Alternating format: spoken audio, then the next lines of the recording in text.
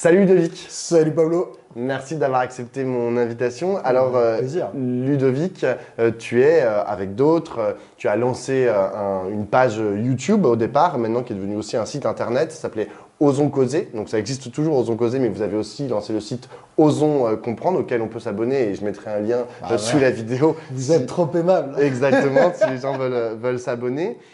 Si je t'ai invité, c'est parce que avec Stéphane Lambert, vous venez d'écrire un livre, un petit livre aux éditions Flammarion. Ça s'appelle L'avenir de l'énergie. C'est hyper intéressant parce qu'en gros, vous faites un espèce de condensé de toutes les données, de toutes les connaissances qu'on a sur la question énergétique.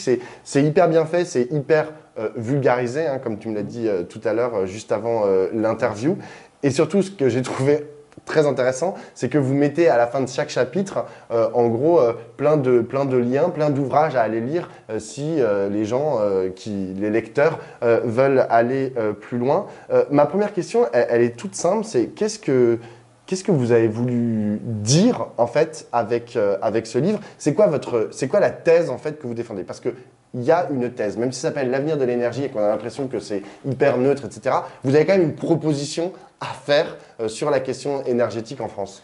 Notre proposition, elle est simple, tu vois. L'énergie, c'est un sujet méga crucial qui concerne tout le monde. On l'a vu avec l'augmentation des prix du gaz, de l'électricité, que sont pris les ménages et que vont se prendre encore plus les entreprises. On a vu que c'était crucial pour ça. On sait que c'est crucial pour le climat. Si on ne réussit pas à nous passer rapidement des énergies fossiles, on l'a dans le baba. On va encore plus détruire notre planète et se taper les sécheresses et toutes les conséquences du réchauffement climatique qu'on voit déjà. Et du coup, c'est un sujet méga important, mais sur lequel c'est difficile d'avoir un avis clair.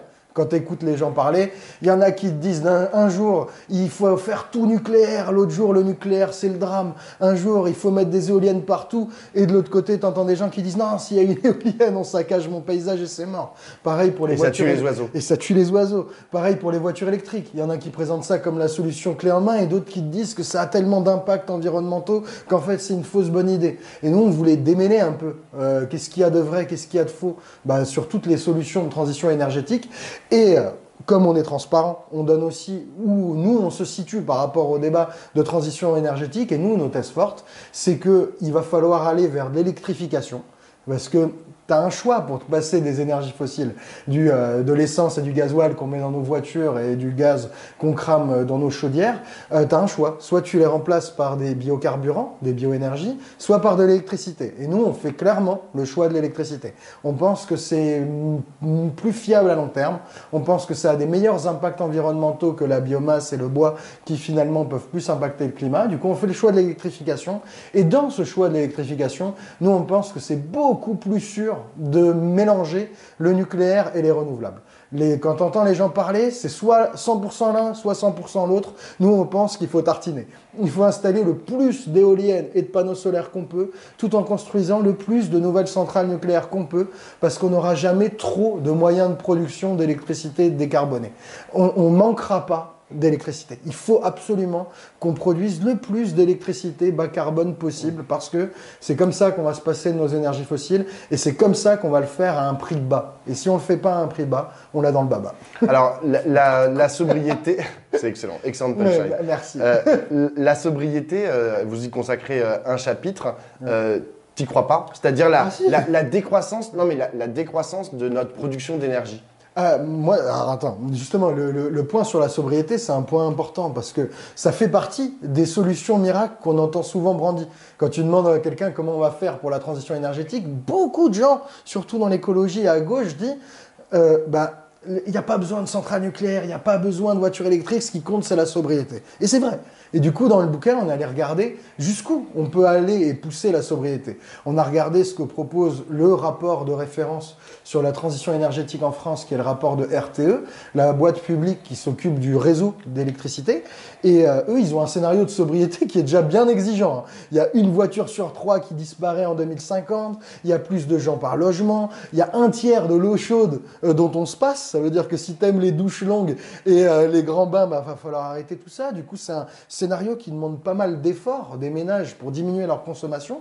Et malgré ça, la consommation électrique en 2050, elle va augmenter de 17-20% par rapport à aujourd'hui. Ça, c'est RTE.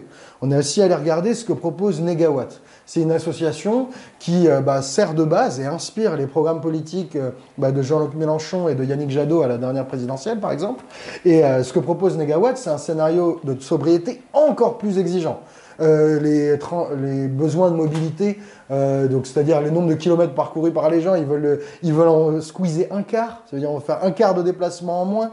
Ils veulent que le transport de marchandises soit divisé par 2, et ça c'est colossal, hein. Ça veut dire qu'il y a 2 fois moins concrètement d'objets, de choses, de marchandises qui arrivent dans nos villes et qui arrivent dans notre pays.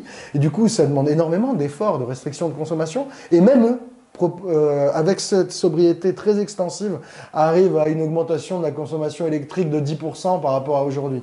Du coup, la sobriété, bien sûr, ça aide à avoir moins besoin d'électricité, mais il va quand même falloir produire plus d'électricité qu'aujourd'hui. Et il va falloir faire même plus que ça. Parce que non seulement, donc là tu vois que même avec un scénario de sobriété méga exigeant, il faut produire plus d'électricité qu'aujourd'hui, mais nos moyens de production d'électricité, il va falloir les remplacer. Les centrales nucléaires, là, elles sont conçues pour continuer à fonctionner 40 ans. On les a construites dans les années 80. Là, on est en train de les prolonger avec le grand carénage pour qu'elles durent 50 ans. Mais ça veut quand même dire qu'entre 2035 et 2050, toutes les centrales nucléaires vont petit à petit devoir être fermées. Et donc, on va devoir reconstruire entièrement notre parc de production électrique. Et ça, plus augmenter notre consommation électrique de 10, 17 ou 35%, c'est un défi colossal et c'est ce défi qu'on va adresser dans ce bouquin. Là, tu viens de parler, en fait, tu viens de dire que effectivement, il y avait le grand carénage, qu'il allait falloir remplacer une partie de notre parc nucléaire français. Tout ça, ça va coûter cher. Tout à l'heure, tu as dit, ouais, il faut tout tartiner, il faut aussi dépenser de l'argent pour les énergies renouvelables, pour développer notre secteur des énergies renouvelables. Le seul problème, c'est qu'au bout d'un moment, est-ce que tu penses qu'on va avoir assez d'argent et assez de gens pour bosser, en fait, dans ces 2 secteurs en parallèle? Est-ce qu'il va pas falloir un peu arbitrer et dire, je sais pas, si j'ai X milliards, je préfère les orienter vers le nucléaire ou je préfère les orienter vers les énergies renouvelables? C'est l'objet de tout un chapitre et de la fin de notre bouquin, c'est qu'on montre qu'il y a plusieurs voies, qu'on peut faire plusieurs systèmes électriques. Et comme il va falloir qu'on le reconstruise, notre système de production électrique, on a un horizon des possibles. Et cet horizon des possibles, on le décompose en 2 grandes options. Soit on construit aussi des nouvelles centrales nucléaires, en plus des éoliennes et des panneaux solaires qu'on va devoir construire dans tous les cas, ou on fait du 100% renouvelable. Et ça veut dire uniquement des panneaux solaires et des éoliennes. Et tu peux explorer combien vont coûter chacune des 2 voies. Et ce qu'on observe en s'appuyant sur les conclusions du rapport RTE, mais en les développant aussi, c'est que si tu construis des nouvelles centrales nucléaires, tu diminues le coût annuel de la reconstruction de ton système électrique. Pourquoi? Pas parce que l'électricité qui sort d'une centrale nucléaire, elle est moins chère que celle qui sort d'un panneau solaire ou d'une éolienne. Non, souvent, l'électricité qui sort de l'éolienne ou du panneau solaire, elle est moins chère que celle d'une nouvelle centrale nucléaire. Mais ça, c'est au niveau du panneau ou de l'éolienne. Si tu regardes le système complet de production d'électricité, un système qui est 100% renouvelable, tu dois payer des surcoûts, des coûts pour compenser les moments où il n'y a pas de soleil et pas de vent et où tes moyens de production renouvelable ne produisent pas. Et ça demande d'investir dans des batteries, d'investir dans des productions d'électricité avec du gaz décarboné. Ce gaz, c'est souvent de l'hydrogène. Et tout ça, ça a des coûts, et des coûts élevés. Et du coup, RTE te montre que plus tu construis de nouvelles centrales nucléaires, moins ça te coûte de reconstruire ton système électrique. Et la différence de coût entre un 100% ENR et un scénario avec des nouveaux nucléaires, elle peut être importante. Elle peut dépasser les 10 milliards d'euros par an entre 2020 et 2060. Et du coup, ça fait un paquet d'euros, 10 milliards d'euros par an que tu économises. Tu peux construire 400 km de lignes de TGV par an, embaucher 30 000 infirmières ou professeurs chaque année. Et du coup, c'est vraiment des gros montants d'économiser 10 milliards d'euros par an. Et du coup, si on parle à budget contraint, c'est vrai que d'après RTE, les scénarios avec d'autant plus de nouvelles centrales nucléaires sont moins chers que des scénarios en 100% ENR. Mais est-ce que ça veut dire que tu peux construire uniquement des centrales nucléaires? Ça, on montre très bien que non. Pourquoi? Parce que EDF n'est pas en capacité de les construire, toutes ces centrales nucléaires. On sait que d'ici à 2050, ça va être très difficile de construire plus que 14, 16 nouveaux EPR. C'est le max de ce que propose la filière. Et ça, ces 14, 16 nouveaux EPR, qu'est-ce que c'est? C'est maximum 50% de la production électrique. Il y a 50 autres pourcents qu'il va falloir construire. Et ça, qu'est-ce que ce sera? Ce sera des éoliennes sur terre, des éoliennes en mer et des panneaux solaires. C'est pour ça que je dis qu'il faut tartiner. C'est que dans tous les cas, les deux filières vont être mises à contribution et la filière nucléaire, certes, elle te donne un coût total moins cher, mais tu ne peux pas la pousser à l'infini. Elle est aussi limitée par les capacités de production des acteurs industriels. Alors, il y a une autre question qui est importante, c'est celui de la production, enfin de l'acheminement et de la production d'uranium. Aujourd'hui, on lit beaucoup le nucléaire permet notre indépendance, enfin l'indépendance énergétique de la France. C'est pas tout à fait vrai dans la mesure où l'uranium, il y a plus de mines d'uranium depuis les années 2000, depuis le début des années 2000 en France parce qu'on a considéré que c'était trop dangereux et trop dégueulasse. Qu'aujourd'hui, c'est des pays tiers dans lesquels auxquels on achète de l'uranium, notamment le Niger, l'Ouzbékistan, le Kazakhstan, le Canada et l'Australie. Est-ce que c'est vraiment est-ce que c'est pas un problème qu'on aille chercher du nucléaire là-bas, sachant que nous, on a arrêté de chercher du nucléaire chez nous parce qu'on a considéré que c'était dégueulasse? Est-ce que ça fait pas un peu, surtout les pays que j'ai cités, Kazakhstan, Ouzbékistan et Niger, on sait les problèmes qu'il peut y avoir dans ces pays. Est-ce que ça fait pas un peu politique néocoloniale de captation des sous-sols de pays étrangers pour le Niger qui ont été des anciennes colonies? C'est une bonne question, tu as l'air vachement bien informé. Je me demande si tu n'as pas regardé notre vidéo sur Osons comprendre sur le nucléaire et l'indépendance énergétique de la France. On rappelle tout ça, tu as raison.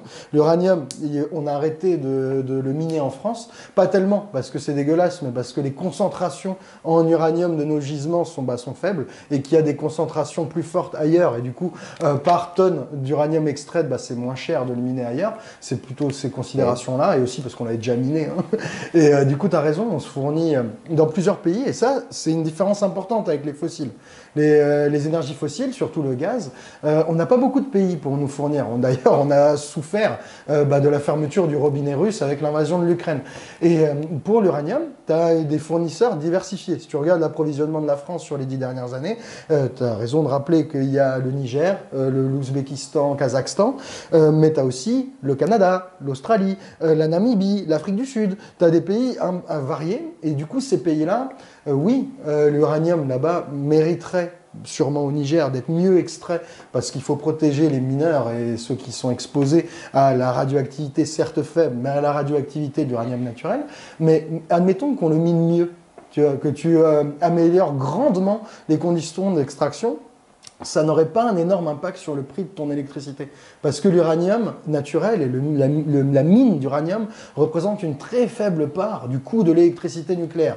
Et du coup, on pourrait améliorer les conditions d'extraction, on pourrait même payer l'uranium bien plus cher, que ça n'impacterait pas le prix qu'on paye à la fin. Parce que ce qui coûte de l'argent, c'est construire, maintenir la centrale nucléaire et enrichir l'uranium. Parce que l'uranium naturel tel que tu l'as là, tu ne peux pas le mettre dans une centrale nucléaire et produire de l'électricité. Il faut d'abord enrichir sa teneur en uranium fissile, blablabla. Et du coup, on pourrait améliorer les techniques de mine. Et en plus, tu as un autre énorme avantage avec l'uranium en termes d'indépendance énergétique, c'est que le pétrole, le gaz, une fois que tu l'importes, tu le brûles et après tu n'en as plus. Si jamais il te manque 3 mois, là on a des stocks de 3 mois de gaz et de 3 mois de pétrole à peu près. Si jamais tu épuises tes stocks, après aucune voiture ne circule, aucune chaudière à gaz ne fonctionne. L'uranium c'est pas comme ça se stocke beaucoup plus facilement. Et là si tu cumules les stocks d'uranium naturel, brut, d'uranium enrichi et d'uranium appauvri qui peut se réenrichir qu'on a en France, on a aujourd'hui l'équivalent de 8 années de production. Donc, comme on a 8 années de production en stock qui dorment chez nous, si jamais il y a des problèmes de fourniture, si jamais on a une vulnérabilité géopolitique qui fait que le Niger, le Kazakhstan, en même temps, arrêtent de vouloir nous exporter de l'uranium, ce qui n'est pas très probable puisque Orano a des mines, une entreprise publique française a des mines dans ces pays-là, mais admettons que tout le monde ne veuille plus nous en livrer, on a quand même 8 années de stock sur notre sol. Et ça, c'est une vulnérabilité géopolitique, c'est vrai, mais de plusieurs ordres de grandeur inférieurs à la vulnérabilité qu'on a face aux énergies fossiles. Et si tu veux la comparer à la vulnérabilité aux énergies renouvelables, bah, tu auras les mêmes problèmes d'extraction de métaux. Ouais. Tu prends un aimant permanent d'éoliennes offshore, il y a quasiment 1 tonne de terres rares dedans. Alors ça ne veut pas dire que toutes les mines sont horribles, mais il y a des mines. Et ces aimants et ces terres rares et ces aimants sont produits en Chine, raffinés en Chine. Et du coup, tu es aussi dépendant à tes fournisseurs. Et du coup, c'est un peu un choix. Tu dois choisir tes dépendances. Et selon nous, mais on vous invite à regarder la vidéo qu'on a faite là-dessus sur Osons Comprendre, vous aurez tous les détails à regarder dans le bouquin. Selon nous, le type de dépendance auquel nous engage le choix d'une énergie nucléaire est quand même bien moins importante et bien moins inquiétante que la dépendance fossile, ça c'est évident, et même que la dépendance qu'on a aux fournisseurs d'éoliennes et de panneaux solaires. Alors justement, si on compare avec les énergies fossiles, outre le fait que ça pollue énormément, bien sûr, et que ça émet énormément de gaz à effet de serre, il y a la question de la durabilité, en fait, de la possibilité de production d'énergie, d'extraction d'énergie fossile. En vérité, c'est un peu la même chose pour l'énergie nucléaire et l'uranium, puisque, là, il y a différents scénarios, mais en gros, si tu regardes sortir pour le nucléaire, ils te disent qu'en 2070-2080, il n'y aura plus d'uranium, et quand tu regardes le ministère de l'énergie, eux, c'est plutôt, ils disent qu'on a à peu près 130 ans devant nous. Ce qui n'est pas énorme en vérité. Comment est-ce que ça, on le résout? Surtout que tout à l'heure, c'est marrant parce que toi, l'échelle de temps que vous utilisez dans le livre, c'est souvent 30 à 40 ans, c'est-à-dire du moyen terme. Ouais, 2050, 2060. Exactement, c'est ça, vous dites en 2050, machin. Bon, est-ce qu'il n'y a pas un problème à produire une énergie et produire des centrales nucléaires, c'est-à-dire des équipements qui coûtent très cher, qui sont très lourds, mais en gros que dans 100 ans, c'est fini? Contrairement aux énergies renouvelables, d'ailleurs. C'est une excellente remarque. Hein. Toutes les ressources sont limitées. Hein. On n'a qu'une planète Terre et une fois qu'on a extrait des choses, elles y sont plus. Et du coup, tu as raison de faire le parallèle avec les énergies fossiles. Il y a un pic pétrolier. Par exemple, on sait que la production de pétrole conventionnel, là, celui qu'il y a dans Tintin, là, tu mets un coup de pioche, il sort, ça a atteint un maximum en 2008 et depuis, ça va faire que décliner et très probablement, inexorablement. Tu as le même pic pour la production de gaz, on ne sait pas quand il sera, mais peut-être autour de 2030. Et c'est vrai que pour l'uranium, c'est pareil. L'uranium, une fois que tu l'as fissionné dans une centrale, tu ne peux plus le refissionner. Et du coup, c'est une ressource qui, à un moment, va s'épuiser et va rendre l'énergie nucléaire du passé, va la rendre obsolète. Ça, tu as raison. La question, c'est quel stock on a et à quelle vitesse on le consomme. Et là, il y a plein de paramètres qui jouent. Il y a d'abord à quel point le nucléaire se développe dans le monde. C'est que c'est toujours à une consommation annuelle donnée. Et c'est vrai que si le nucléaire se développe énormément, ce qu'il ne fait pas trop ces dernières années, il se développe un peu, mais pas trop. Même si là, avec ce qui se passe en Russie, il y a beaucoup de gens qui commencent à se dire tiens, on va construire des centrales parce que ça a l'air pas mal. Si ça peut diminuer nos consommations de gaz et de charbon mondial, moi je pense que c'est une bonne chose, mais du coup, ça dépend de à quelle vitesse on développe le nucléaire, ça dépend de à quelle vitesse on cherche de l'uranium, et ça pendant de nombreuses années.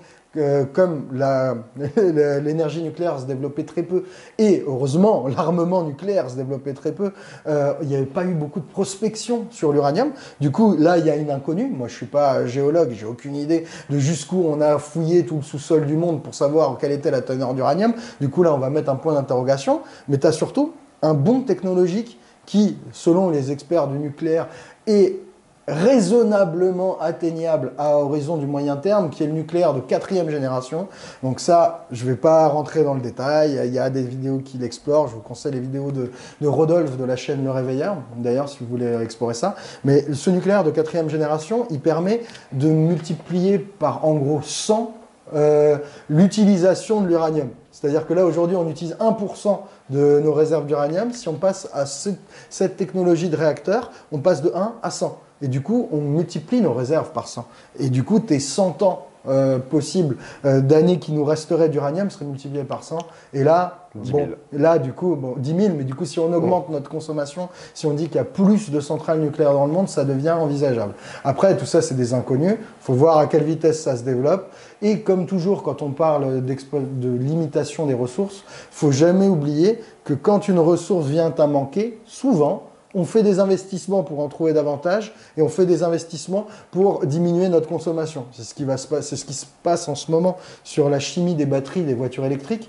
Tu vois qu'il y avait cobalt, nickel et lithium qui étaient en tension. Et là, on commence à avoir les premières batteries qui sont au fer phosphate. Et du coup, on utilise d'autres métaux parce qu'on a des bottlenecks, des goulots d'étranglement pour nous approvisionner en certains matériaux. Et probablement que ce genre de choses va se passer aussi pour les centrales nucléaires. Bon, dernière question sur le fond, la question que vous abordez d'ailleurs dans le bouquin, la question des déchets nucléaires qui inquiète beaucoup nombre d'écologistes, c'est où est-ce qu'on va stocker en gros l'uranium l'uranium enrichi une fois qu'il a été utilisé dans les centrales nucléaires. C'est quoi la réponse surtout s'il y a un développement énorme, où est-ce qu'on le met on le fout en Normandie, on le fout en Afrique, on le fout dans le cercle polaire? Nous, sur la question du nucléaire, notre opinion a énormément évolué. Ça, c'est les premières pages du livre. Ouais. Si on avait eu cette même interview il y a 5 ans ou 6 ans, on aurait été complètement opposé à l'énergie nucléaire. Et un des premiers arguments qu'on ressentait dans nos tripes, c'était les déchets. C'est l'échelle de dangerosité, l'échelle de temps du danger nous dépasse tellement et dépasse tellement les sociétés humaines qu'on se disait mais qu'est-ce qu'on est en train de faire? Est-ce qu'on n'est pas en train de léguer des problèmes éternels à notre civilisation et à notre planète?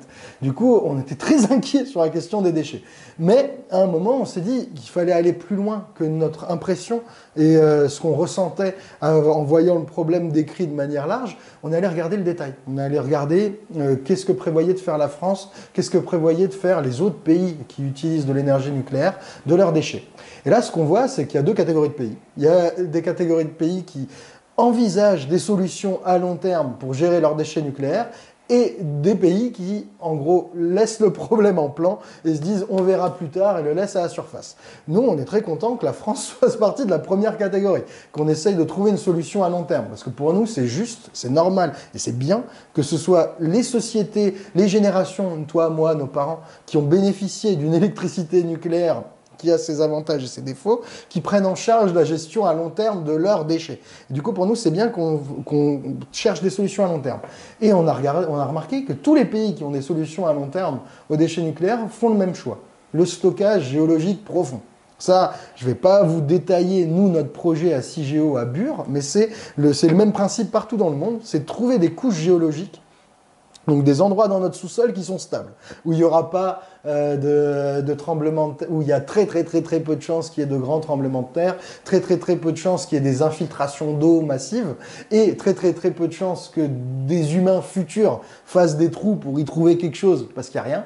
Donc chez nous, c'est l'argile, c'est un choix d'aller à CIGEO dans l'argile. Il y a d'autres pays qui font le choix du granit, mais vous irez voir les vidéos qu'on consacre aux déchets nucléaires pour avoir toutes les spécifications techniques, mais en regardant ce que propose l'ANDRA et l'avis de l'Institut de l'IRSN, l'Institut de radioprotection qui fait l'expertise de la sûreté nucléaire en France, quand on regarde leurs avis, on s'est rendu compte qu'en fait cette couche d'argile, c'est quand même bien safe, hein, parce que tu mets des déchets qui certes sont en partie dangereux, très radioactifs, très longtemps, mais pour une très grande partie, ça dure que 300-400 ans, leur dangerosité, et après ça devient aussi dangereux que l'uranium naturel, mais tu les mets dans une couche d'argile où l'eau ne passe pas, où rien ne bouge. Et du coup, pour nous, c'est le chantier qui va être le gros challenge. C'est d'arriver à faire un chantier correct, où on arrive à acheminer ces quelques piscines olympiques de volume de déchets nucléaires au fond de ce trou. Et là, on espère qu'on gère bien ce chantier, qu'aucun ouvrier ou ouvrière soit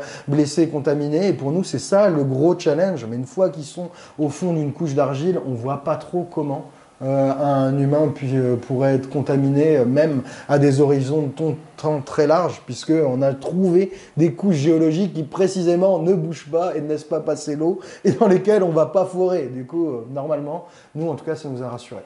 Alors, justement, tu viens de parler de Bure. À Bure, il y a une forte opposition de militants écologistes à cet enfouissement de l'uranium, des déchets nucléaires. Là, en fait, ce que tu es en train de dire, c'est bon, bah les gars, vous avez rien compris parce que, genre, en vrai, c'est safe si on le met dans l'argile, les arguments que tu viens de donner. Est-ce que tu comprends pour autant l'opposition des militants écologistes à Bure ? Bah écoute, au début à fond, je me disais mais tiens c'est un projet d'État où le pouvoir central et les grandes industries viennent avec leurs gros sabots et leurs CRS pour imposer une décision que en tout cas une partie de la population locale ne veut pas. L'autre partie la veut, hein, puisque faut quand même l'accord des mairies, des collectivités locales pour que ce genre de projet se déroule. Et du coup au début ouais, j'étais très opposé et après en fait en préparant la vidéo sur les déchets nucléaires, on a fait un cycle de vidéos dessus, on s'est renseigné mais on a aussi cherché à appeler des experts, des opposants. Et du coup, on a eu au téléphone des grandes figures de l'opposition à l'énergie nucléaire ou même à Bure.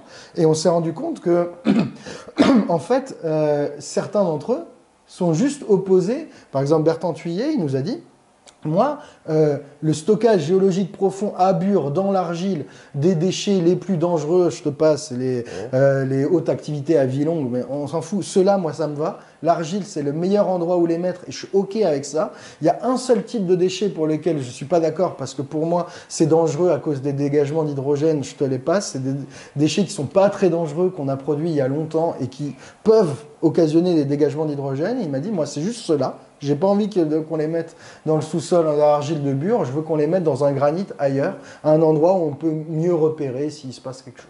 Voilà. Nous, quand on entend des opposants qui sont des gens experts, qui ont trouvé plein de problèmes et plein de défauts à la solution de Bure, nous donner ce genre d'avis, eh ben on s'est dit que ouais, bah en fait, peut-être que c'était pas si bête cette affaire d'argile. Alors après, moi, je pense que, tu vois, ça demande du temps. Tu vois, c'était une des vidéos les plus dures que j'ai jamais faites de ma vie, la vidéo sur les déchets nucléaires à Bure. On a dû lire un dossier de sûreté où on devait regarder les débits molaires d'infiltration de l'eau dans l'argile et à quel point ça allait charrier tel type de molécules radioactives dans tel type de déchets. C'est des trucs hyper techniques qui demandent d'avoir fait de la physique et d'être très à l'aise. Et du coup, c'est vrai que tu as une barrière à l'entrée très, très, très, très forte pour entrer dans le détail du dossier. Mais quand je vois que Yves Marignac et que Bertrand Thuillier, qui sont des opposants au nucléaire et même des opposants à Bure, sont critiques de certains aspects mais acceptent le principe du stockage géologique profond, bah moi ça m'a quand même un peu convaincu. Tu vois. Donc, d'après toi, le problème de la mobilisation des antinucléaires, des militants antinucléaires, partout, que ce soit à Bure ou ailleurs en France, ou d'ailleurs dans le monde, c'est un problème d'expertise et de ticket d'entrée. C'est-à-dire qu'en fait, ils n'ont pas très bien compris. S'ils avaient plus d'expertise, s'ils comprenaient mieux, par exemple, ce qui se passe tout à l'heure. C'est un arbitrage des risques. C'est pas que, tu vois, il n'y a pas une relation linéaire où, en gros, si tu as cette quantité de connaissances, tu penses ça, et si tu arrives à cette quantité de connaissances, tu changes d'avis. C'est pas comme ça que se passe la décision politique. Les connaissances, l'information, ça t'aide à faire des choix, mais tes choix dépendent aussi de critères de choix. Et tu peux arbitrer différemment les risques. Et moi, je comprendrais tout à fait que, d'ailleurs, c'est explicite dans notre bouquin et c'est entièrement notre démarche que quelqu'un qui a lu notre livre et qui regarde tout ce que nous on donne comme argument sur l'avenir de notre système énergétique, que quelqu'un fasse un choix différent d'une autre, c'est écrit noir sur blanc à la fin, on lui donne toutes les raisons et on l'applaudit, il n'y a pas de problème. Ça dépend de comment tu arbitres des risques. Et moi, si quelqu'un me dit une centrale nucléaire, c'est quelque chose qui, si jamais, même si c'est assez peu probable, ou même très très peu probable, si jamais il y a un accident majeur, une fuite de radioactivité, ce risque, je ne veux pas le prendre. Et je préfère prendre l'autre risque qui est de ou rendre ta transition énergétique plus chère, ou voire même risquer de la rater, et du coup de garder des énergies fossiles un peu plus longtemps, avec plaisir. Et sur Bure, et sur le principe du stockage géologique profond, le choix, il est simple. Et c'est ça qui est difficile à comprendre. C'est soit on choisit de faire contenir la radioactivité de nos déchets nucléaires par de la roche, et du coup on choisit la roche, là c'est Bure, on pourrait choisir une autre, mais on choisit un endroit où on creuse un trou, et c'est le trou qui va nous protéger de la radioactivité de nos déchets. Mais si c'est chez toi, je sais pas d'où tu viens, tu vois, mais ouais, genre, si on te dit, pas genre, très loin d'Alsace, hein, oui, c'est pas si loin. Ok, mais si on te dit, bon bah voilà, on a choisi ton village ou ta ville, et ça va être dans ton jardin. Eh ben ça, c'est là c'est autre chose encore que les déchets nucléaires. Exactement. C'est le NIMBY, Not in my backyard. Et ça, c'est pour moi un des problèmes politiques éternels. C'est-à-dire, il n'existe aucun dispositif technique, politique à échelle d'un pays qui n'a pas d'impact chez des personnes, dans le jardin de certaines personnes. On n'aurait jamais construit nos lignes de train sans aller gratter le jardin de Madame Michu et de Monsieur Michon. C'est obligatoire. On ne peut pas construire de routes sans accaparer des terres. On ne peut pas construire de trains sans accaparer des terres. On ne peut pas construire de centrales électriques, de barrages. Là, les barrages qu'on a aujourd'hui, les barrages hydroélectriques, pour beaucoup, c'est un trésor national. Il y a des gens qui appellent ça l'or bleu parce que justement, ça permet de produire une électricité extrêmement peu chère, peu carbonée, pilotable. C'est merveilleux à plein d'égards. Mais on a dû noyer des vallées des Alpes. Là, je ne sais pas si tu connais le Verdon et tout, mais si tu vas faire plouf-plouf au lac de Sainte-Croix du Verdon, on a noyé une vallée. Et c'était dans les années 60, 70, je crois, peut-être 50, mais c'était une période où le Not in my backyard était moins présent parce qu'on avait connu les destructions de la guerre et que peut-être on arbitrait autrement et qu'on écoutait moins la démocratie des populations locales concernées, mais on a dû faire des choix difficiles. Mais comme tu dis, en fait, les mentalités ont évolué. En fait, on n'est pas, effectivement, c'est pas la même époque. C'est plus l'époque ni du baron Haussmann, ni de la reconstruction d'après-guerre. Et aujourd'hui, il y a une importance en fait qui est donnée à la façon dont s'organise la démocratie au niveau local et que tu parlais tout à l'heure, tu dis on n'aurait pas pu faire des grandes autoroutes ou des lignes de chemin de fer à travers la France, mais aujourd'hui, il y a notamment des lignes de LGV qui ont du mal à voir le jour parce que précisément, il y a des gens en fait qui habitent sur ces lignes de LGV et qui disent bah non, en fait, moi j'ai pas envie de voir une ligne de TGV qui va détruire mon paysage et qui va détruire mon jardin. Il faudrait regarder, tu vois, chaque projet localement. J'ai pas envie de faire une réponse précise sur ce cas. Je pense, tu penses à la LGV qui va de Bordeaux à Toulouse, je pense. Par exemple. Mais je sais pas à chaque cas locaux, mais d'une manière générale, je pense que c'est peut-être parce que j'ai une culture française et en partie jacobine et centralisatrice, mais je pense qu'il faut s'interroger sur l'individuel et le collectif dans des temps d'urgence de transition énergétique. Alors je sais que l'argument de l'urgence, il a bon dos et machin, ok, je l'entends.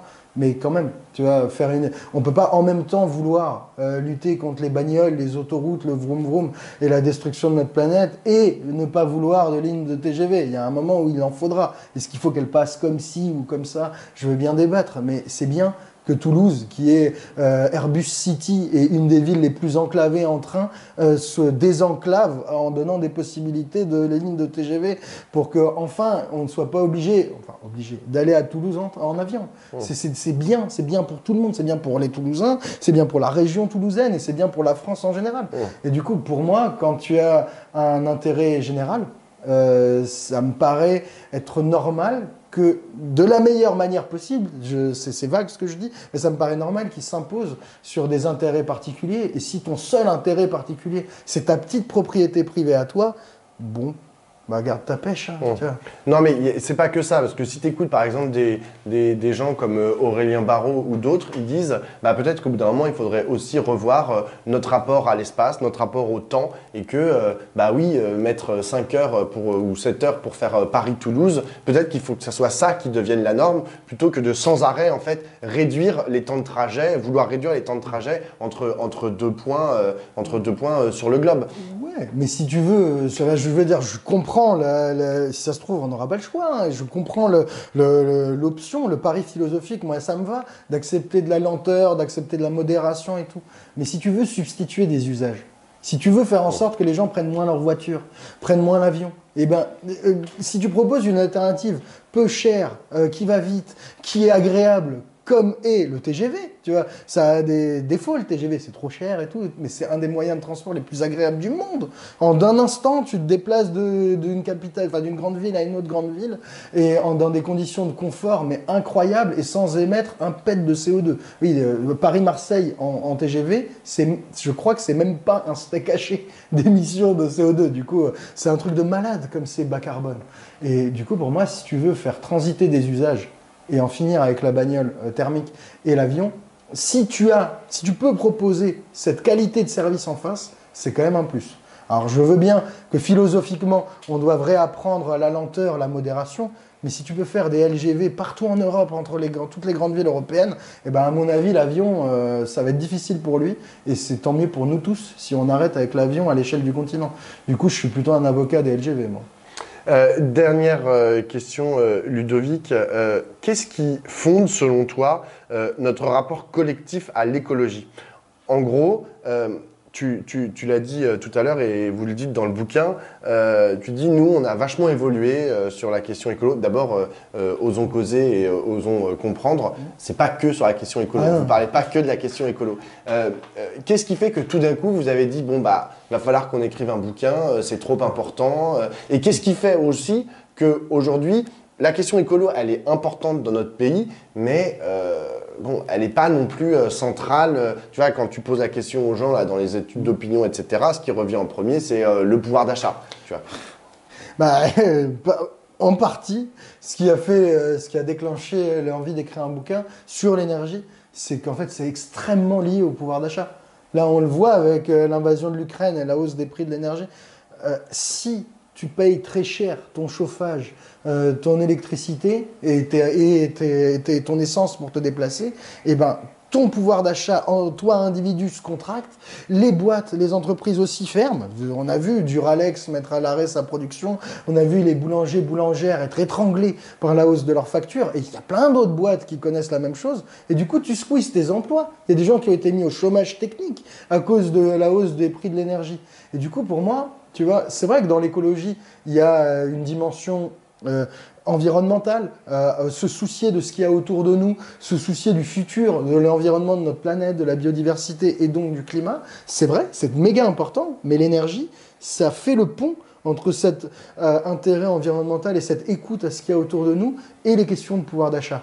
Oui, parce que juste sur le pouvoir d'achat, moi j'ai une autre solution qui n'est pas du tout écologique, mais c'est, bon, bah, on n'a qu'à autoriser en France l'exploration de gaz de schiste et la production de gaz de schiste. Et ça nous permettrait de baisser nos coûts en énergie comme ils le font par exemple aux États-Unis. Aux États-Unis, ils sont hyper compétitifs sur la question du prix de l'énergie parce qu'ils exploitent à donf le gaz de schiste en détruisant complètement leur sous-sol. Ben, c'est un autre arbitrage. Tu vois, c'est sûr que si tu t'en fous de ton environnement et de son évolution future, tu fais de l'exploration de gaz de schiste. Moi, j'en connais, il y en a plein qui veulent qu'on aille voir le sous-sol de l'Île-de-France parce qu'il y a du pétrole ou du gaz de schiste. Mais chaque molécule de pétrole ou de gaz que tu sors de la Terre, tu t'es assuré qu'elle va être brûlée et que ça va augmenter les émissions de gaz à effet de serre. Et chaque molécule de pétrole, de gaz ou de charbon que tu laisses dans le sol, tu t'assures que tu n'augmentes pas les émissions de gaz à effet de serre et que tu détruis pas le climat. Alors après, il faut voir. Moi, je sais pas si c'est bien pour le pouvoir d'achat de dégrader encore davantage notre climat.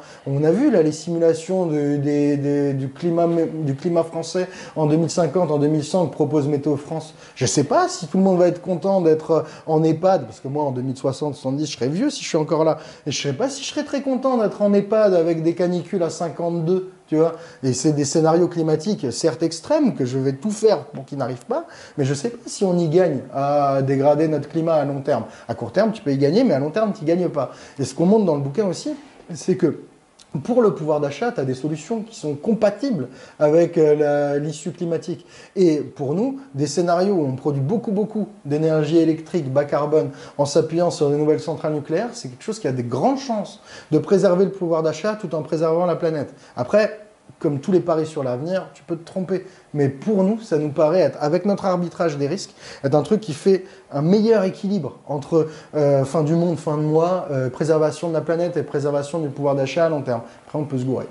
J'ai une toute dernière question. Ouais. Comment est-ce que tu juges aujourd'hui les dynamiques politiques et notamment les dynamiques partisanes sur les questions de l'énergie? Je pense notamment à la gauche. Est-ce que, par exemple, je sais pas, votre bouquin, vous allez l'envoyer à Marine Tondelier, à Jean-Luc Mélenchon, Mathilde Panot et aux socialistes, aux communistes? Il faudrait. On a envoyé à quelques députés et politiques qu'on connaît, avec qui on a des relations.